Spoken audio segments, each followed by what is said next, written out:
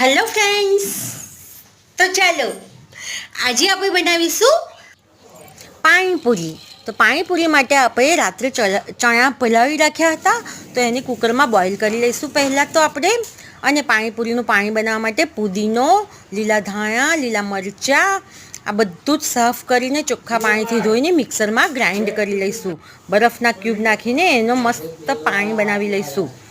અને એક પાણીપુરીમાં પાણીમાં નાખવા માટે સિક્રેટ મસાલો તૈયાર કરીશું. એના માટે આમચૂર પાવડર, સંચળ પાવડર, જીરું પાવડર અને મીઠું અને જલજીરા આપણે એડ કરીશું. આ બધો પાવડર મિક્સ કરી દઈશું.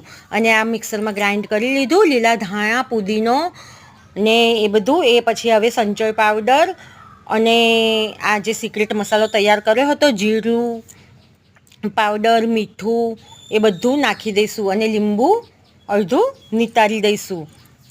બરફના ક્યુબ નાખીને મિક્સરમાં ગ્રાઇન્ડ કર્યું છે, એટલે સરસ લીલું જ પાણી રહ્યું છે.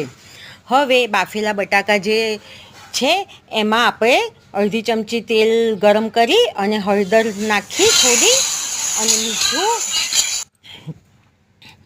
અને જે સિક્રેટ મસાલો તૈયાર કર્યો હતો, સંચળ પાવડર ને જીરું પાવડર, એ પણ એડ કરીશું. લીલા મરચાંની પેસ્ટ અને લીલા ધાણા અને બાફેલા ચણા આ બધું જ સારી રીતે મિક્સ કરી લઈશું.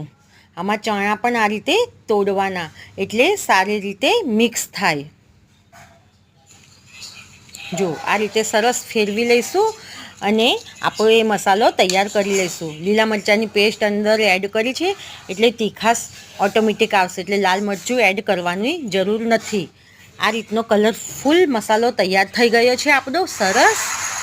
બસ હવે પાણીપુરીનું જે પેકેટ લાવ્યા હતા એ પેકેટમાંથી પાણીપુરી કાઢી અને મસાલો અને પાણીપુરીનું પાણી,